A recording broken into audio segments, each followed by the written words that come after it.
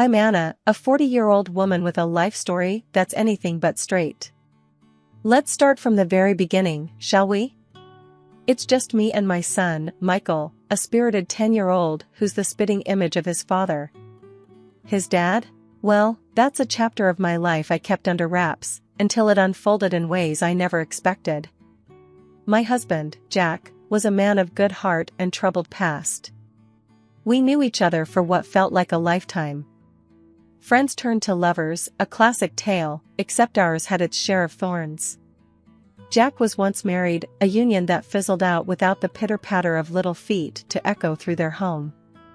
Then life threw us together.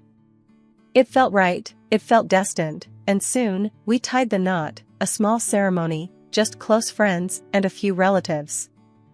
Jack's family? Well, let's just say it was a mixed bag. Most were welcoming, but there was one, his younger sister, Laura. Life after the wedding was a bit like walking on eggshells, especially when it came to Laura. She was a regular at our house, dropping by unannounced, always with that same, sweet-as-pie smile when Jack was around. But her eyes, they were another story, darting around, taking everything in with a kind of cold calculation. One evening, not long after we got married, she came over for dinner. Jack was in high spirits, laughing and chatting about this and that. Laura was all compliments, her voice dripping with honey. "Anna, this casserole is divine.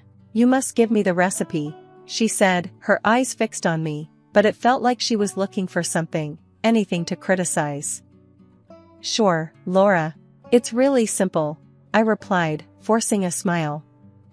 Jack left the room to take a call, and the air shifted. Laura leaned in, her voice low and menacing. "Simple, huh? Just like you. You think you've got everyone fooled, but not me. I know what you're after." I clenched my fists under the table, trying to keep my cool. "I'm not sure what you mean, Laura. Jack and I love each other.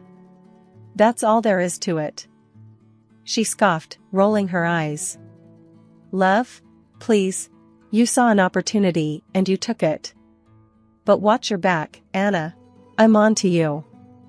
The conversation was always the same, a never-ending loop of accusations and veiled threats. I wanted to tell Jack, to expose her for what she really was, but I knew it would break his heart. He loved his sister, despite everything. So, I kept silent, hoping against hope that she'd eventually see the truth. Michael, bless his heart, tried to stay out of it, but kids are perceptive. He'd ask me, "Mom, why doesn't Aunt Laura like us?" I'd hug him tight, whispering reassurances. "She's just different, honey. But it's okay. We have each other, and that's all that matters." But it wasn't okay. Every visit, every snide remark, it chipped away at me. I felt like I was living in a house with two faces, the happy home we showed the world, and the tense, guarded reality whenever Laura was around.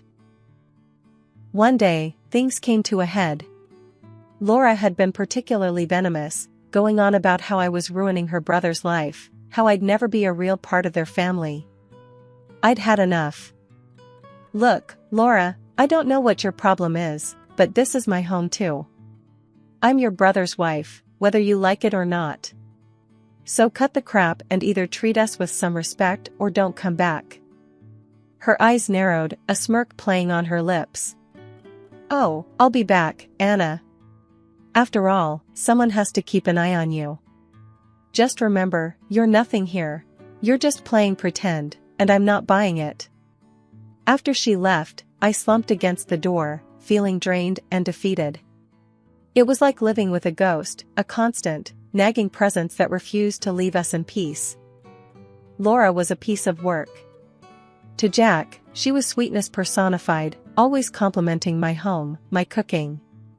But the moment his back was turned, the mask would drop, and so would my heart. "Playing house, Anna?"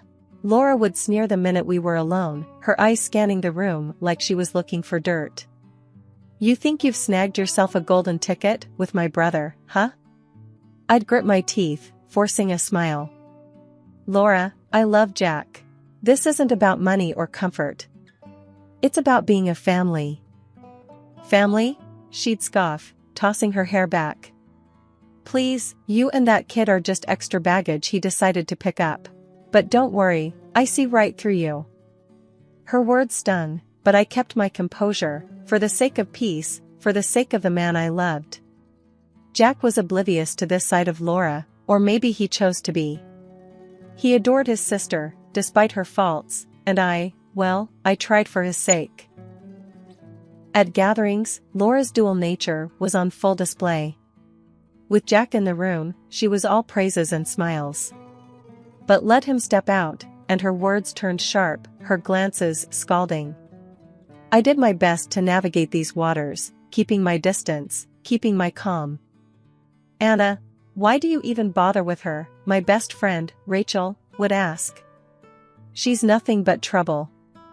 I know, Ratch, I'd sigh, sipping my coffee, but she's Jack's sister. What can I do? I just hope one day she'll come around. But deep down, I knew. Some people never change. Laura was like a storm cloud on a clear day, always looming, always threatening to burst. Yet, I held on to hope, a hope that perhaps, one day, we'd find some common ground.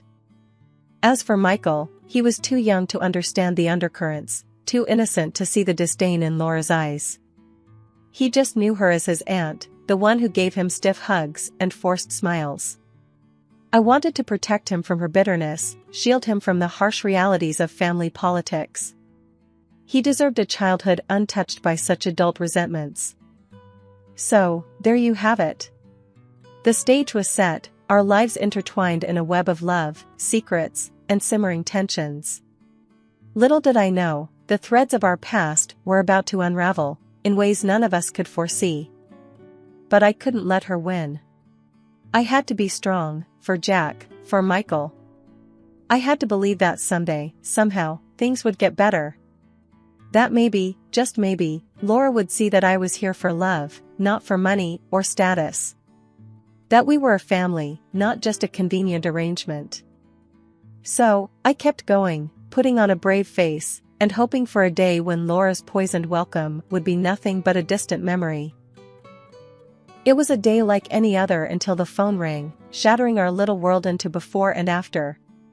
Jack's gone, they said, and with 3 words, my heart was torn from my chest. I had to tell Michael, my sweet, 10-year-old boy, who still believed the world was kind and fair. His reaction was immediate and devastating, a mixture of tears and disbelief. Why, Mom? Why did he have to go? He sobbed, and I had no answers, just my own silent screams and aching emptiness. As the day of the funeral drew near, I was swallowed by arrangements and condolences, a never-ending stream of tasks and tears. And through it all, Laura, Jack's sister, was absent. Not a call, not a visit, as if her brother's death was a mere inconvenience. Her indifference was a cold slap amidst our grief. Then came the funeral, a solemn affair of black suits and quiet sobs. Michael clung to me, his small hand a lifeline in the sea of sorrow. That's when Laura arrived, late, her entrance grandiose in a revealing, black dress that whispered of expensive tastes and little regard for the occasion.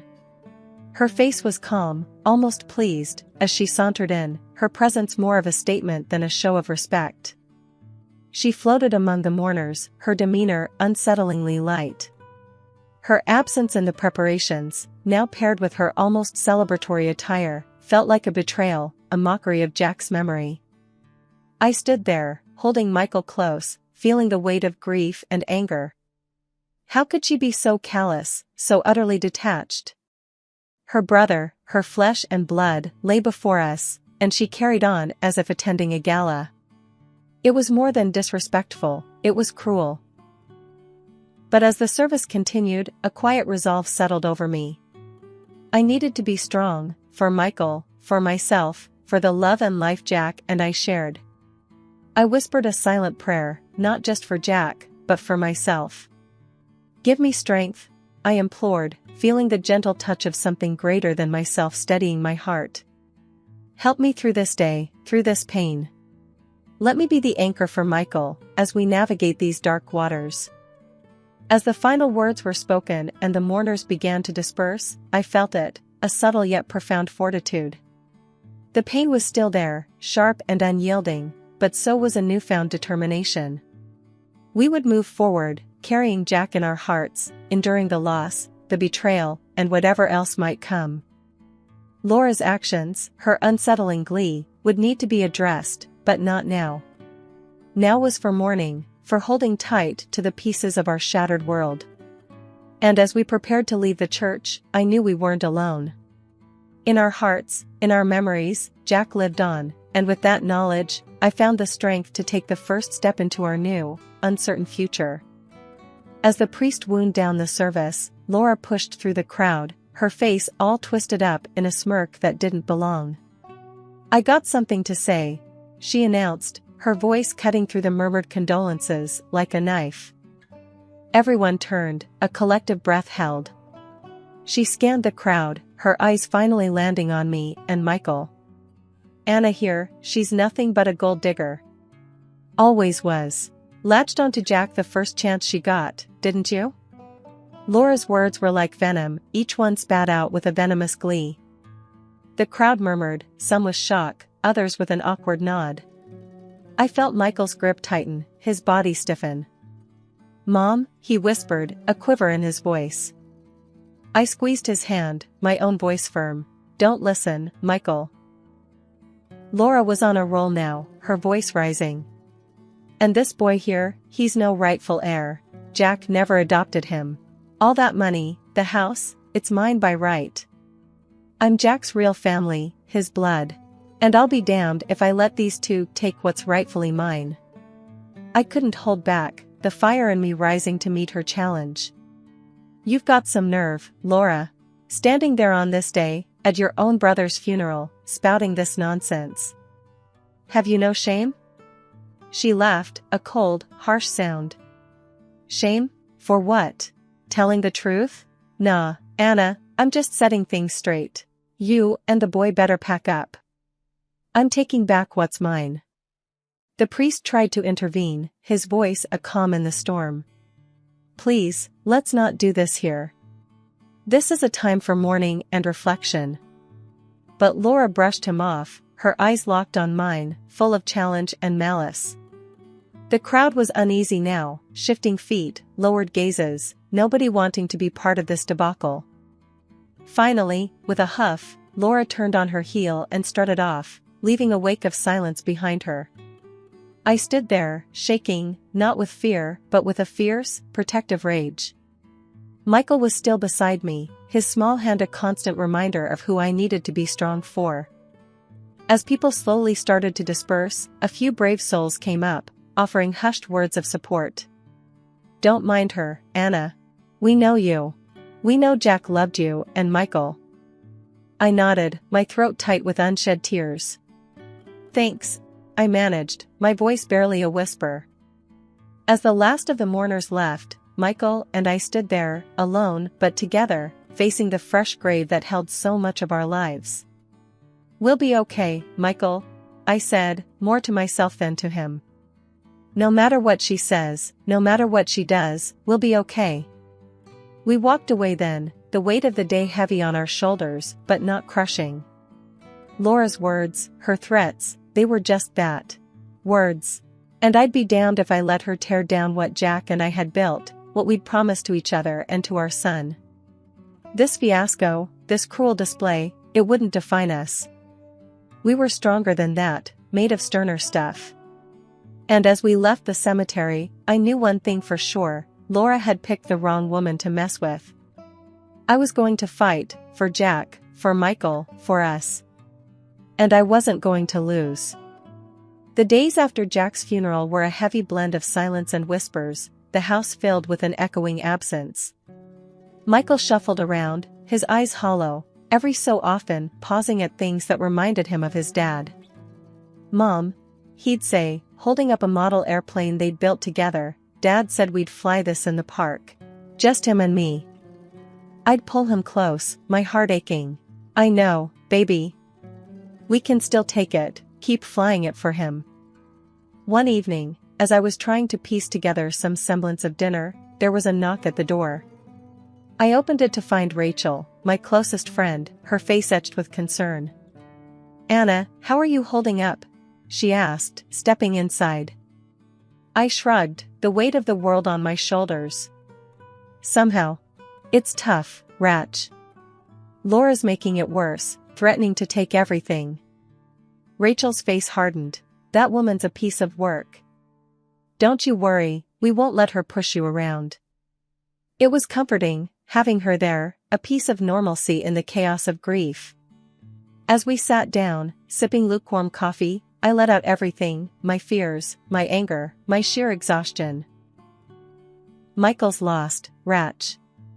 He doesn't understand why his dad's gone, why his aunt is after us now. And I'm just so tired." Rachel reached over, squeezing my hand. "You're strong, Anna, stronger than you know. And you've got people who care, who'll stand by you. Laura won't get away with this." Her words bolstered me, a reminder that I wasn't alone. But as the days dragged on, the reality of Jack's absence and Laura's looming threat pressed down on us. I'd catch Michael looking out the window, his little forehead furrowed in thought. But life had to go on, even when every part of me wanted to just stop and mourn. Bills needed paying, Michael needed looking after, and amidst it all, Laura's venomous words at the funeral haunted me. Her threats of taking everything loomed over us like a dark cloud. Then, out of nowhere, Laura showed up like a storm. She barged in, slamming the door behind her, her eyes wild and face twisted in rage. "This is bull," she screamed, waving a crumpled copy of the will. "Everything to Michael? What about me, his sister? I get scraps?" Her voice was like nails on a chalkboard, and I felt my blood boil. Michael was in the next room, and I could see the fear in his eyes. I leaned against the doorframe, my patience worn thin. "Laura, this is what Jack wanted. It's all legal, all above board." Her laugh was harsh, bitter. "Legal, my foot. He never adopted Michael. He's got no claim, and neither do you." That's when I let out a laugh, not of joy but of sheer disbelief at the absurdity of it all. "Oh, Laura, you don't get it, do you? Michael didn't need adopting. He's Jack's son. Our son. Born before you even knew what was happening." Her face went white, her eyes widening. "What? No, that's impossible. You're lying." I walked over to the cabinet, pulling out the drawer stuffed with documents I never thought I'd need to show. "Here," I said, slamming the papers down on the table. "Paternity tests, birth certificates. It's all there, black on white. Jack's the father, always has been." She picked up the papers, her hands trembling as she read. This can't be." But it was, and as the reality sunk in, I saw something I never thought I would: Laura, utterly defeated. Her anger, her hostility, it all crumbled, leaving a shell of the woman who'd tormented us for so long. "Jack loved Michael," I said, my voice steady. "He loved us. And you've been chasing shadows, trying to destroy what he cared for most." For a moment, Laura was speechless, her mind racing to catch up. Then, with a scream of rage, she stormed out, slamming the door behind her. I collapsed into a chair, my heart racing, but with a grim satisfaction. The truth was out, and Laura's world had just come crashing down. Michael peeked out from the other room, his eyes wide. "Is she gone, Mom?"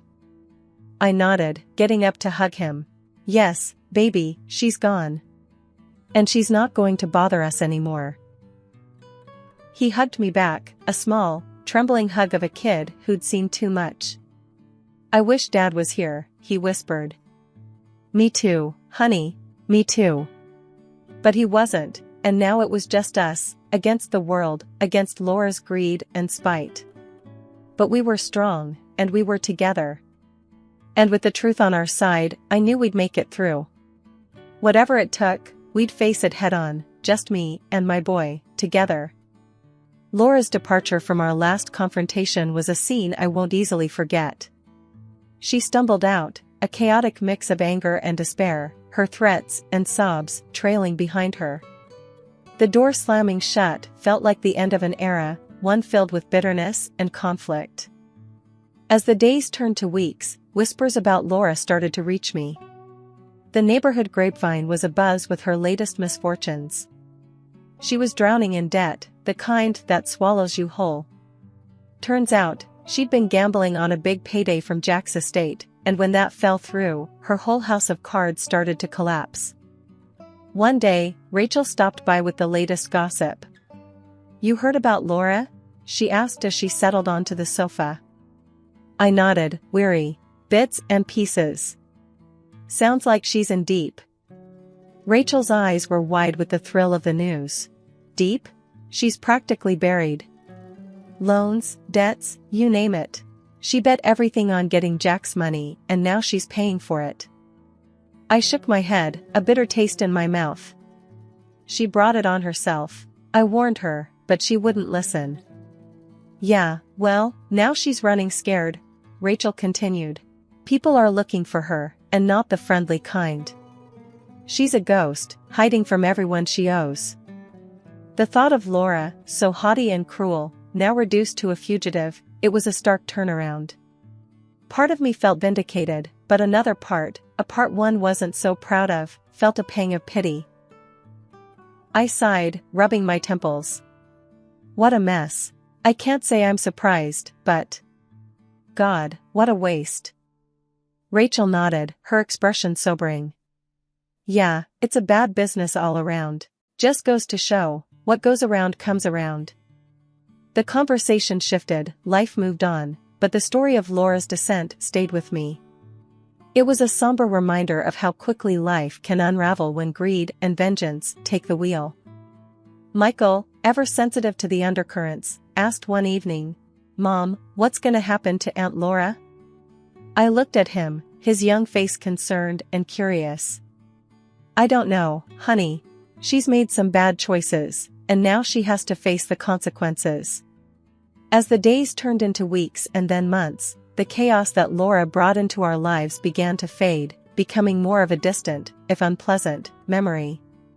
Michael was doing better at school, his smiles more frequent and his laughter genuine. And me? I was finding my footing again, learning to navigate the world as just me and my son. One quiet evening, Michael and I were sitting on the porch, watching the sun dip below the horizon. He was chatting about his day, the usual mix of school stories and little boy adventures. "Mom," he said suddenly, his tone shifting to something more serious. "Do you ever miss Dad?" The question caught me off guard, a lump forming in my throat. "Every day, honey. Every single day." He nodded, leaning against me. "Me too. But I think we're doing okay, right? Just the two of us?" I hugged him close, a smile breaking through the tears threatening to spill. "Yeah, kiddo. We're doing more than okay. We're doing great." And it was true. Despite the grief and the trials, we were finding our way through, stronger and more connected than ever. I looked at Michael, this incredible little human who'd been through so much, and felt a surge of pride. Our conversation was interrupted by a knock at the door. It was Rachel, her face beaming as she held up a couple of pizza boxes. "Thought you guys might be hungry," she said, winking at Michael. His face lit up, all earlier seriousness forgotten at the prospect of pizza. "Auntie Ratch, you're the best." We gathered around the table, a small, makeshift family, laughing and sharing slices. It was these moments, simple and unassuming, that I cherished the most. They were a reminder of what we'd overcome and a promise of what was still to come. We sat in comfortable silence, the night wrapping around us like a blanket. I thought about the future, about all the possibilities and challenges it held. It was unknown, uncertain, but it was ours to shape. And as I looked at the stars twinkling above, I made a silent vow. To keep living, to keep loving, to never forget the past, but not let it define us either. We had a whole world ahead of us, and I was ready to face it head on, with Michael by my side. And it felt right, it felt good. We were moving on, stepping into a new day with our heads held high and our hearts open. Whatever came next, we'd be ready for it, together.